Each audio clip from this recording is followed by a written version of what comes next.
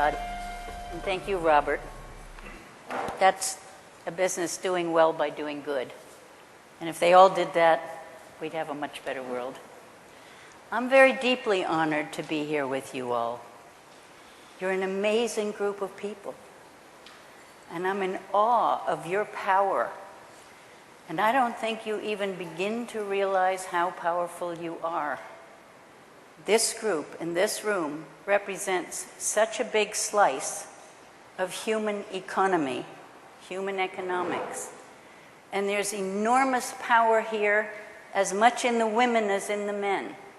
And I hope in 5 minutes I can make you feel even more powerful. Because we're at the edge of a huge evolutionary leap now.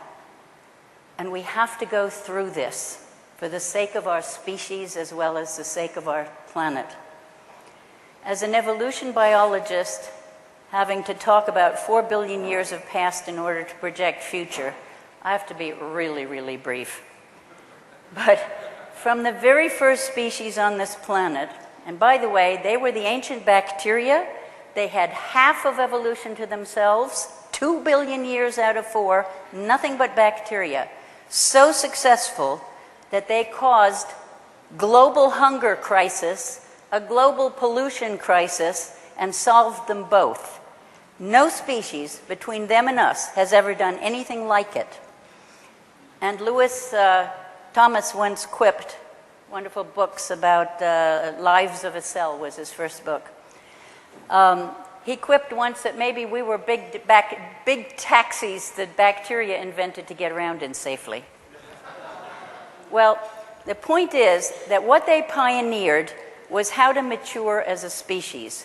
They moved from hostilities, from fierce competition, into collaboration that produced the nucleated cell as a giant cooperative colony of ancient bacteria of different kinds. That cell has never been reinvented. To this day, there are only those nucleated cells and the bacteria who still go on the planet. That was the big leap number one. For another billion years, those big nucleated cells duked it out and did their competitive growth thing, growth economies, okay? That's a natural part of evolution. That's the Darwinian part of evolution, which is the only story you've been given so far. And then they too discovered that eventually it gets too costly to knock people out of your competition, and they end up negotiating and cooperating, and they built the multi-celled creature. That was step 2, big step 2 in evolution. I think we're the third step, and you are the heroes and sheroes of that first phase of getting us globalized. Absolutely necessary, and I applaud you for that. And I invite you to become the heroes and sheroes of the next phase where we stabilize. Just as you in adolescence had to stop growing bigger in order to become a good community citizen in your mature phase, that's exactly what our living economy has to do now. Unfortunately, you have not been given a story to guide this part of evolution. And we live by stories. Humans live by stories. We always have, we always will. Many of them came from religions, and science was elevated in secular societies to tell you the creation story and how to live in what kind of universe. My universe is not quite like the one I was taught as a scientist, because it's not a meaningless, purposeless, non-living, matter-energy only universe running down by entropy. It is a universe in balance. It is created anew in every moment, as physicists like David Bohm and others showed us. And entropy is perfectly balanced by centropy, and it is a living universe that's in the business of self-creating living economies, living systems. That's what it does, and it does it beautifully. And each of you is walking around in a very mature piece of evolution that has up to 100 trillion cells in your body, each one as complex as a large human city.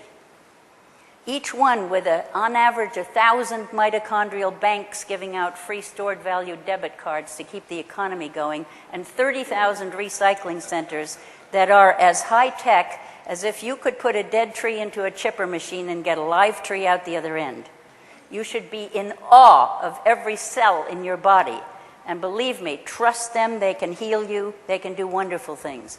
You have 10 times as many bacteria riding around in your gut and on your skins as you have cells. And 80% of your immune system is run by those gut bacteria, which are now being demolished by GMO foods.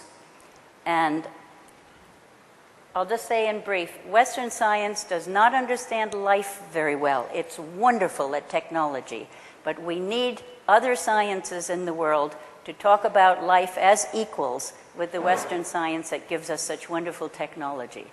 So I want you to feel the power of going into this collaborative, cooperative phase. And I want you to have that story of maturation and evolution, because our economists have only been given the Darwinian story, and that's the one that you have been running by. And I want you to know that cooperative phase. The Soviet Union taught it. Evolution theory there was headed by Kropotkin, who wrote a book called Mutual Aid, and picked out the cooperation in nature. It's both. There are two phases. Come into that phase with me.